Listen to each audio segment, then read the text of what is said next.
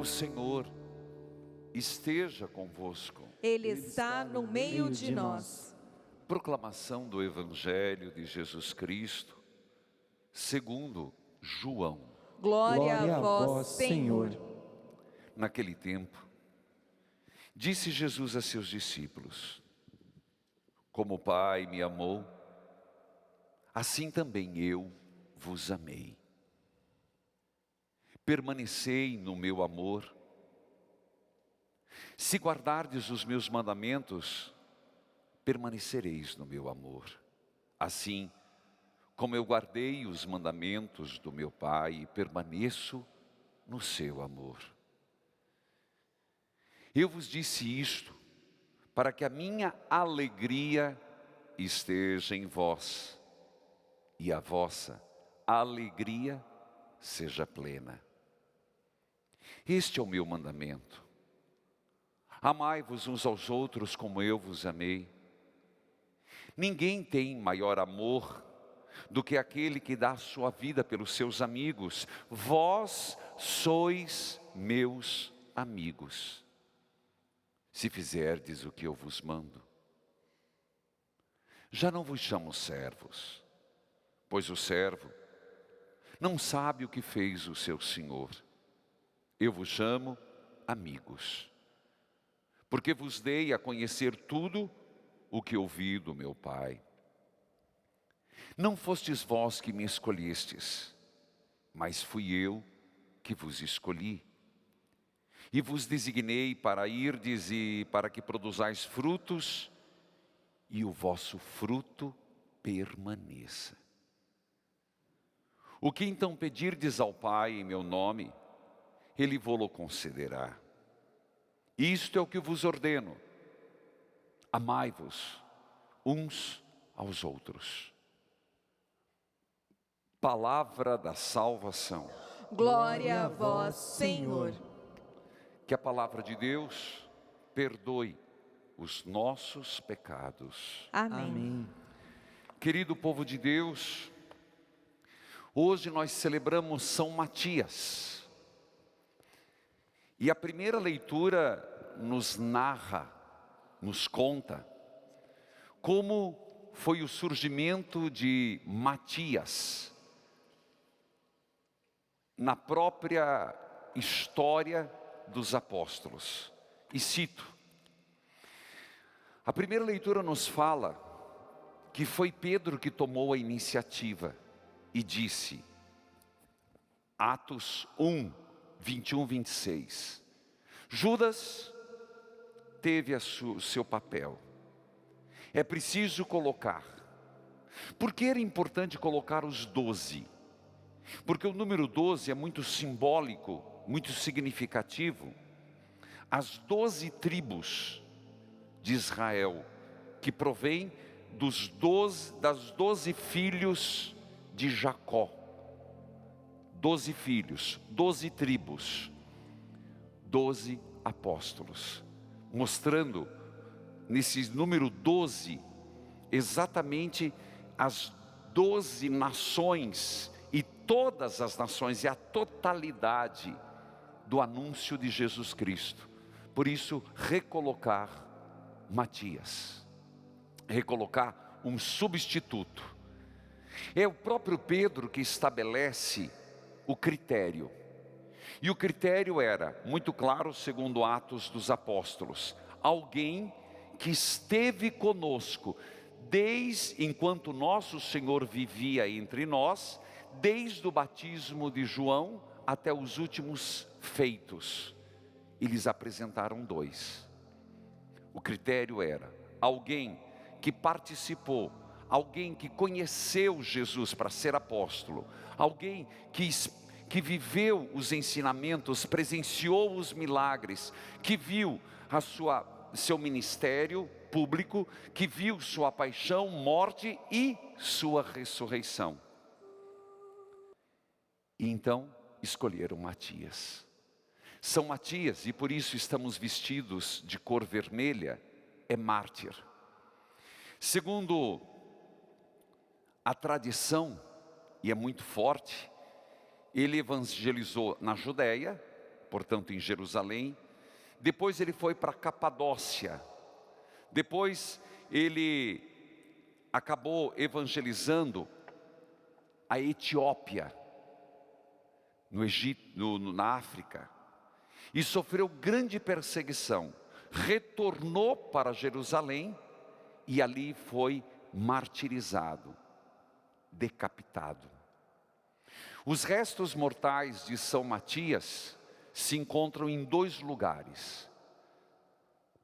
Na Alemanha, porque segundo a tradição, São Matias evangelizou aquela região e está na cidade de Treves, na Alemanha.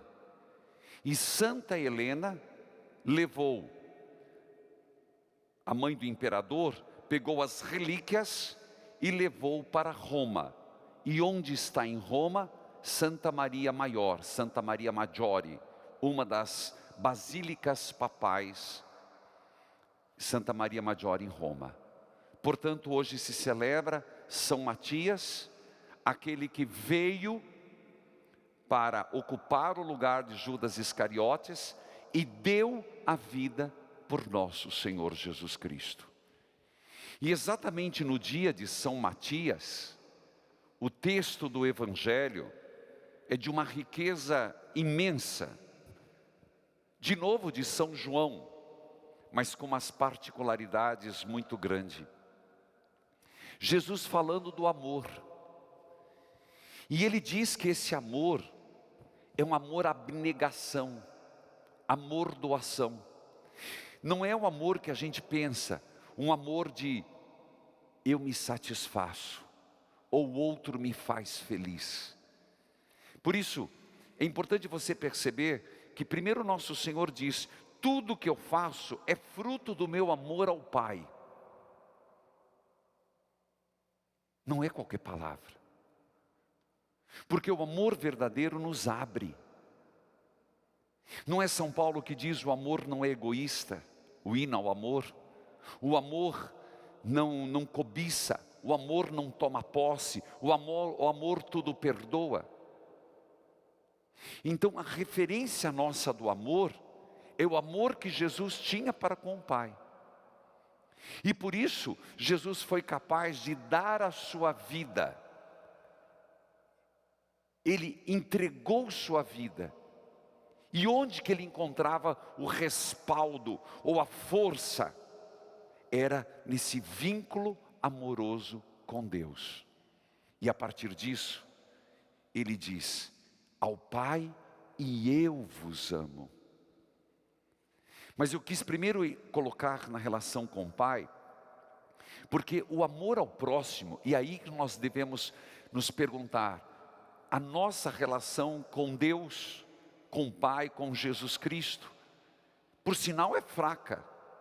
Se a medida, ou melhor, o entusiasmo, o motor que nos leva a amar o próximo é o amor a Deus, lembra que eu falei uma dimensão da virtude da caridade? E eu lembro, a caridade é um dos dons teologais, infusos. E quando a pessoa exerce a caridade, ela experimenta a plenitude do amor de Deus para conosco. É uma semente, é um vestígio do amor para com o outro, no amor com Deus. Então, aí talvez esteja uma explicação, porque o ser humano está ficando tão desconfiado, tão indiferente ao outro, tão ganancioso. E nós estamos vivendo isso, a ponto de vermos tragédias dentro de tragédia. A grande tragédia do Covid-19, a grande tragédia dos flagelos. E tem gente que é capaz de fazer tragédia, de se aproveitar da morte, de se aproveitar da fragilidade, de se aproveitar disso. O que é isso? É falta dessa relação com Deus, de um amor verdadeiro, mas de um amor a Deus que naturalmente, o exemplo é Cristo, se abre para o outro. Por isso, não é anestésico, não é alienante dizer, que o homem precisa se voltar para Deus. E ao se voltar para Deus, o mundo pode ser melhorado. Quando a gente fala isso, tem gente que diz assim: mas isso aí é conversa de padre, isso é conversa da igreja para colocar cabresto no povo. Não é. Um voltar-se da humanidade para Deus cria relações justas.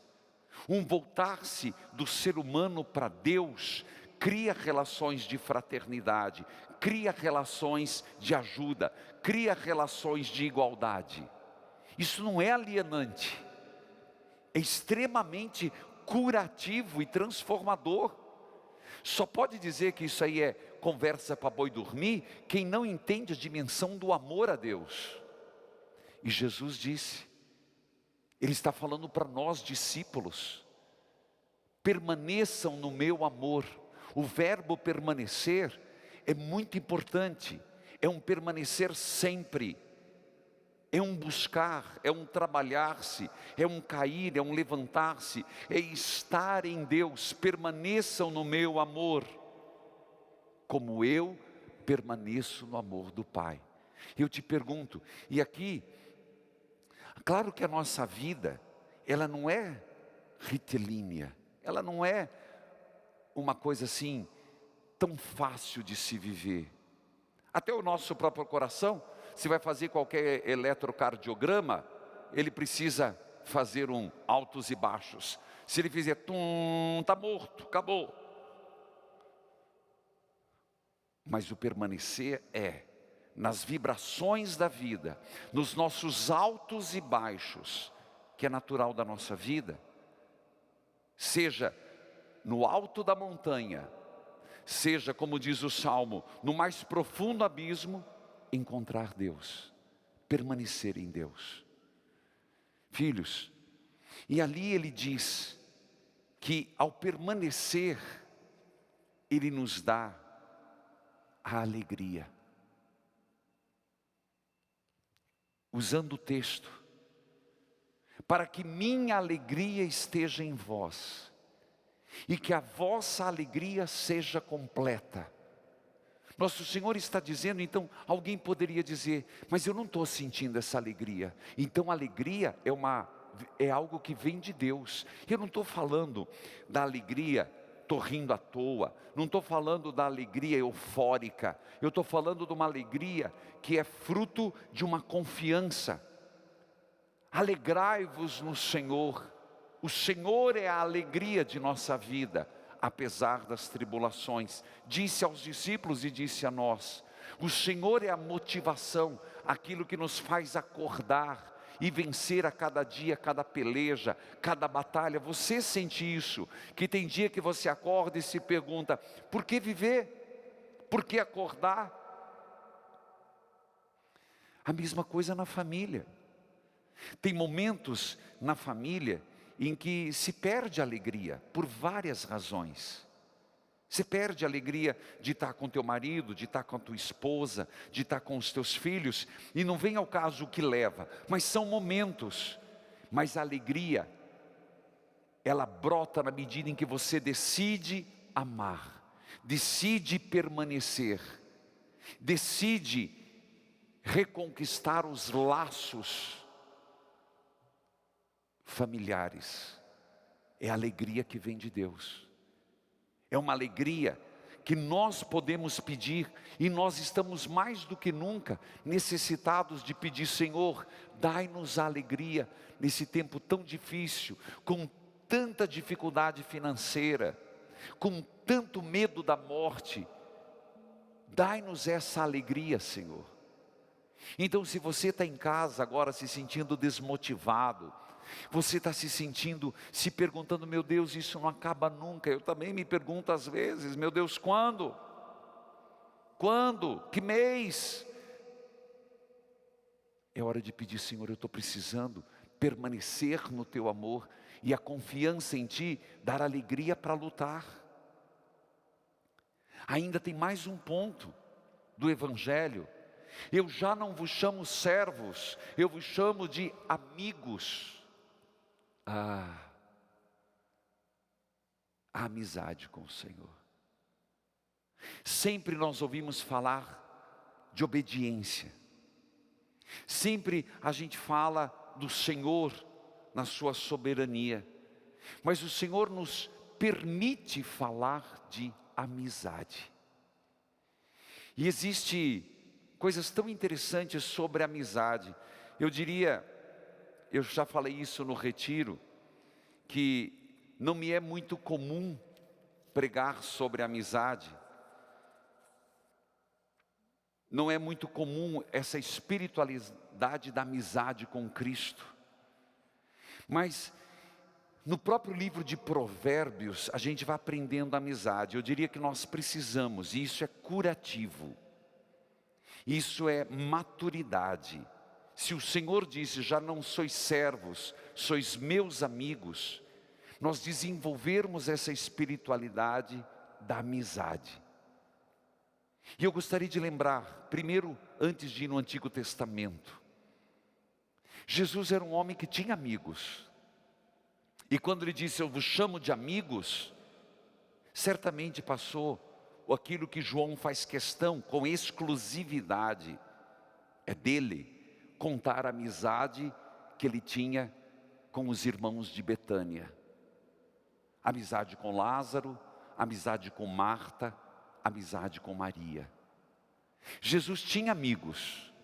O próprio João, que conta que reclinou no ombro do Senhor, escutando o pulsar do seu coração. Eu diria que nós, por essa alegria que Ele nos dá, Deus dá alegria, gente. Quem tira a alegria é o mundo. Quem tira a alegria é o diabo. Se de repente você está vivendo, eu estou vivendo muito triste. Nossa, eu estou vivendo uma tristeza na minha alma. Não vem de Deus. É o mundo que oferece. São as tribulações. O próprio Senhor sentiu isso. Quando Ele chegou num alto nível de entrega, que Ele percebeu que dali para frente era ser triturado, esmagado. Minha alma, Pai, está numa tristeza mortal. Não foi Deus que pôs a tristeza. Foi as circunstâncias do mundo que fez Ele suar sangue. Mas a certeza de que o amor do Pai não terminaria na cruz, o fez se levantar e dizer, seja feita a tua vontade, vamos continuar. Eu te pergunto, nós temos buscado esse amor permanente de Jesus, que nos faz felizes, alegres, realizados, essa alegria? O próprio Provérbios nos diz, azeite e incenso alegram o coração. A bondade de um amigo consola a alma. Provérbios 27, 9. E ainda, um outro provérbio, o 27, 6, diz assim, as feridas do amigo são provas de lealdade, mas os beijos do que odeiam são abundantes. Olha para Jesus. As feridas do Cristo, suas chagas, seu flagelo, Ele levou nossas dores, Ele carregou as nossas dores por amor, por amizade. As feridas do Cristo são as provas de sua lealdade. No relacionamento é assim. Uma pessoa que muito te elogia, cuidado. Uma pessoa que nunca se fere por você, cuidado. Mas alguém que oferece a sua vida para ser ferido por você, esse é amigo. Alguém que só te bajula, alguém que usando a palavra do Provérbios, os beijos abundantes é de quem odeia. Judas Iscariotes, com este beijo tu trai o Filho do Homem. No livro do Eclesiástico, falando sobre a amizade, Eclesiástico 6, 13 e 17 diz assim: afasta-te dos teus inimigos, junte-se aos teus amigos. Um amigo fiel é um poderoso refúgio. Quem o descobriu, descobriu um tesouro. Um amigo fiel não tem preço. É incalculável o seu valor. Um amigo fiel é um bálsamo vital. E os que temem o Senhor o encontrarão. Aquele que teme o Senhor faz amigos verdadeiros, pois tal como Ele é, assim é seu amigo. Filhos queridos, eu quis ir nesses clássicos textos para pelo menos atinar em quem está nos acompanhando o que é que o Senhor está dizendo. Para que tenhais alegria, e a vossa alegria seja completa. Permanecei no meu amor, porque eu já não vos chamo servos, mas amigos. Que hoje reflitamos sobre essa amizade com Jesus. Filhos queridos, é quinta-feira. E agora, um quarto momento, já fiz em 3. A missa, e eu quero que conheçamos mais, começa desde a chegada, sinal da cruz, a saudação, já expliquei, ato penitencial, o glória nos dias festivos, e aí o padre faz: oremos.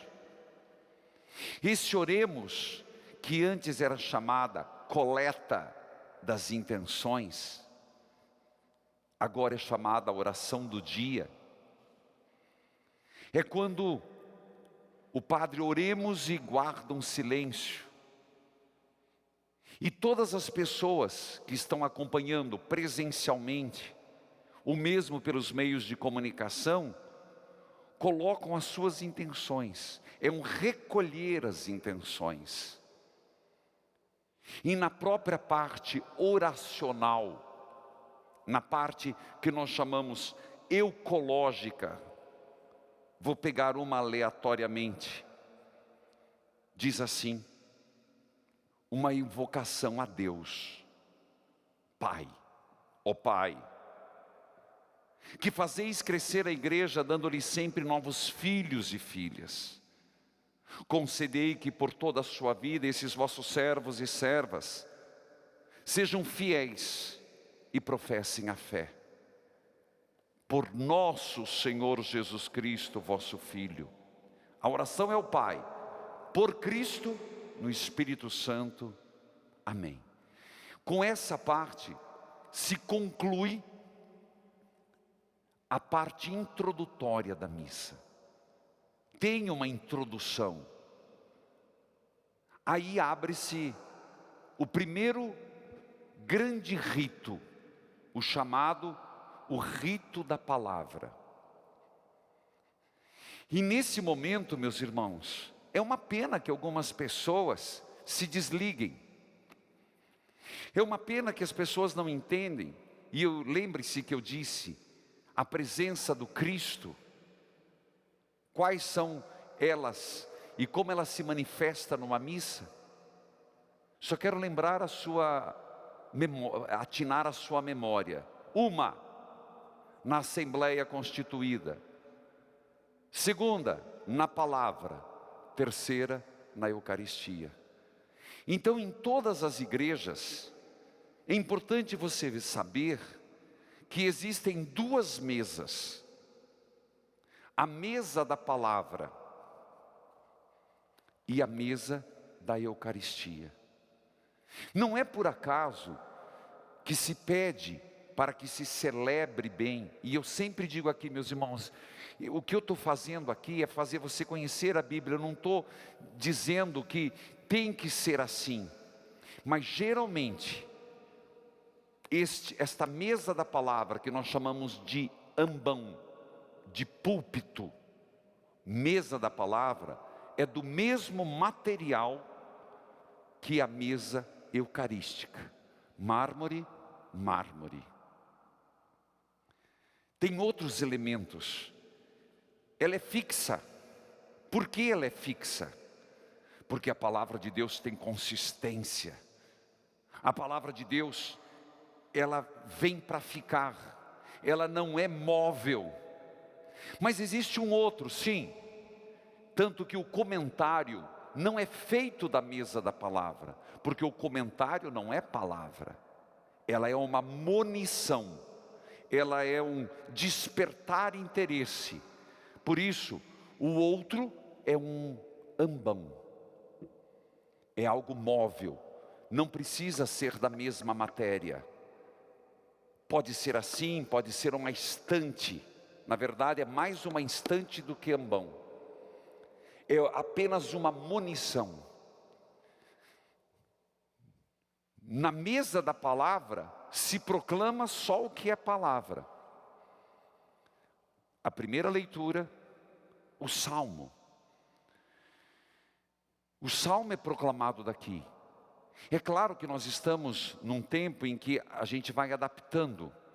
Às vezes, aqui nós estamos fazendo na lateral, por uma questão de uso de microfone e esterilizado. Porque estamos num tempo em que isso é preciso. Então, para podermos fazer as missas continuarem, o salmo está sendo feito de lá, mas é feito da palavra. A segunda leitura é daqui. O evangelho é daqui. As preces. Na mesa da palavra, como eu disse, se começa com um comentário. O comentário, ele não é obrigatório. Ele é feito e ele tem que ser curto. Existem comentários que são feitos que são quase um sermão. Está errado. Não é para fazer sermão. O sermão fará o padre depois. Não precisa ficar dando grandes explicações. É apenas uma monição. É um chamar a atenção para o que vai ouvir. Veja, às vezes se valoriza demais os comentários em detrimento à proclamação da palavra. Depois dessa monição, é feita a primeira leitura nos dias festivos, no domingo. Nas missas feriais é uma leitura só. Feriais é semanais, perdão. Explicando, porque não tem nada de errado. E aqui, meus irmãos, como é importante a pessoa proclamar a palavra. Não é ler, não é gaguejar. Padre, mas aí o senhor está sendo muito exigente, meus irmãos. Cantar não é para todos, é para quem canta. Tocar não é para todos, é para quem sabe. Exige-se e é preciso que para a leitura se tenha boa dicção, se fale para fora. Porque se não está lendo para você, não é uma leitura individual, é uma leitura pública. E a pessoa que lê, ela está exercendo um ministério, um serviço.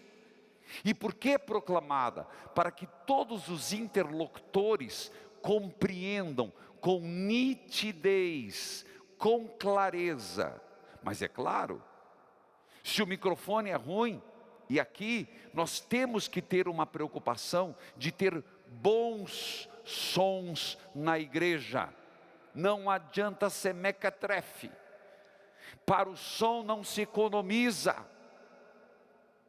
Repito, para o som não se economiza. Bons microfones. Mas também, meus irmãos, não basta ter uma Ferrari, tem que saber lidar o botãozinho de trás. Tem que se evitar ruídos. Começa a leitura. Todo mundo faz assim, perdeu a palavra. Tem um ótimo aparelho. Chega aqui, a pessoa lê para dentro. Não. Tem que chegar antes. Tem que treinar antes. Eu não diria que seria uma declamação, mas é uma proclamação. É falar com autoridade. É falar com conhecimento de causa, fazendo as vírgulas, fazendo os pontos. Não é para enaltecer a pessoa, mas é em respeito àquilo que está se exercendo. Uma palavra proclamada para a igreja, para a edificação, é palavra de Deus. A primeira leitura, salvo por razões especiais, Páscoa, Natal, é no Antigo Testamento. Quando tem a segunda leitura, não existe regra, mas se pede que seja um homem e a outra leitura uma mulher. Não existe lei, mas é um procedimento, é uma tradição. Eu falava da proclamação com autoridade, eu falava da proclamação com conhecimento, sem gaguejar, sem ficar descobrindo as palavras na hora, por respeito a quem escreveu a palavra e por respeito a quem está escutando. Por isso, não fique ofendido. Eu queria tanto fazer uma leitura, mas não faz nem pessoal, não tem dicção. Eu queria tanto, eu tenho um sonho de fazer uma leitura. Meus irmãos, existe pessoas para tudo. Existem outros serviços na igreja. Também, exatamente em respeito àquilo que vai ser proclamado, eu não quero ser moralista. Mas não é hora de chamar atenção para o sapato, para a roupa. Não é hora de fazer um desfile, não é hora de chamar atenção para si mesmo. Por que existe vestes na igreja?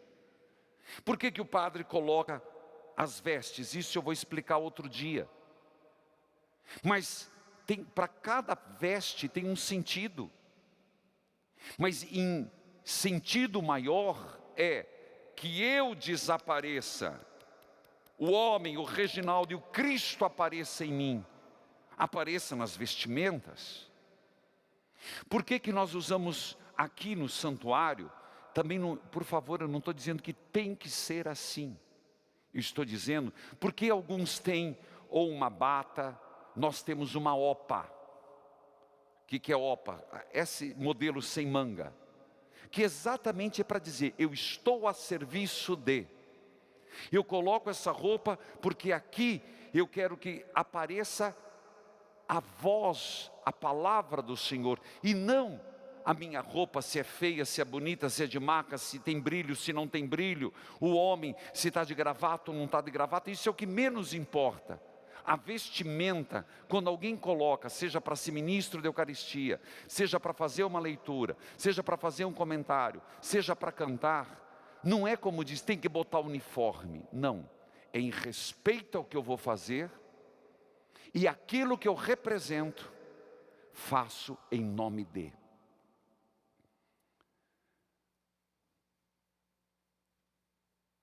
A primeira leitura, geralmente é do Antigo Testamento.